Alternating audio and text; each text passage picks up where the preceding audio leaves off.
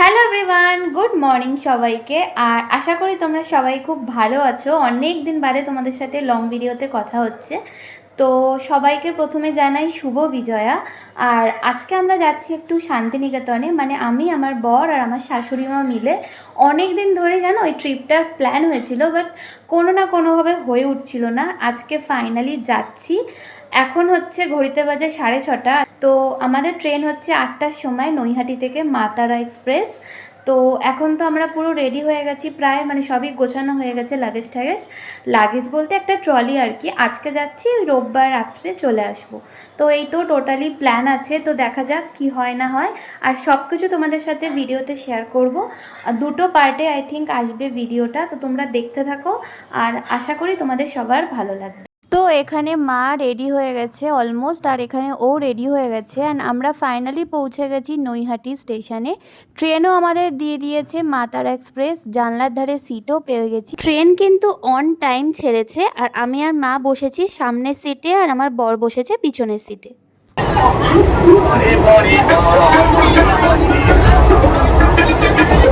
আজকের ওয়েদারটা এত ভালো ছিল, বেশ রোদ উঠেছে আর বাইরে ঠান্ডা ঠান্ডা একটা আমেজও পড়ে গেছে।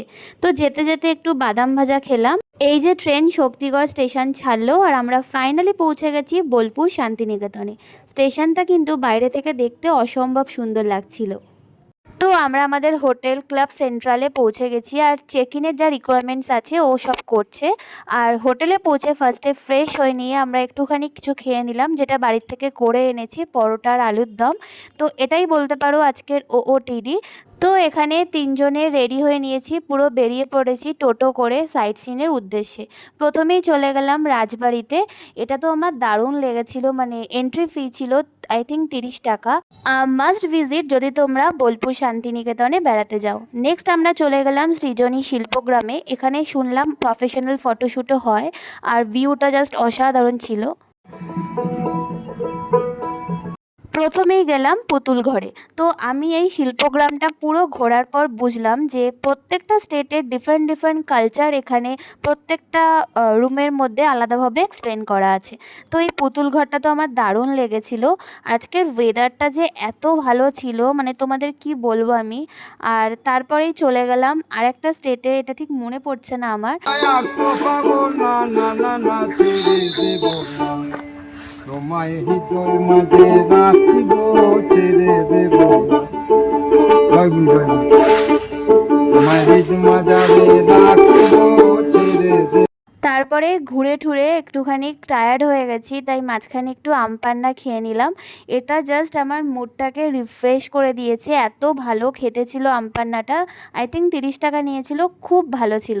তারপরে চলে গেলাম রবীন্দ্রভারতীর ক্যাম্পাসে, ওখানে সব ডিপার্টমেন্টগুলো ঘুরে ঘুরে দেখছিলাম।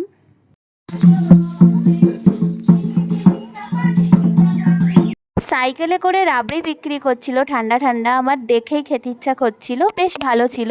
তো মা বলল সন্ধ্যের দিকে একটুখানি শপিংয়ে যাওয়া যাক। তো ওখানে গিয়ে মা একটু ব্যাগ চেক আউট করছিল, আর আমি একটু ব্যাঙ্গলসগুলো দেখছিলাম।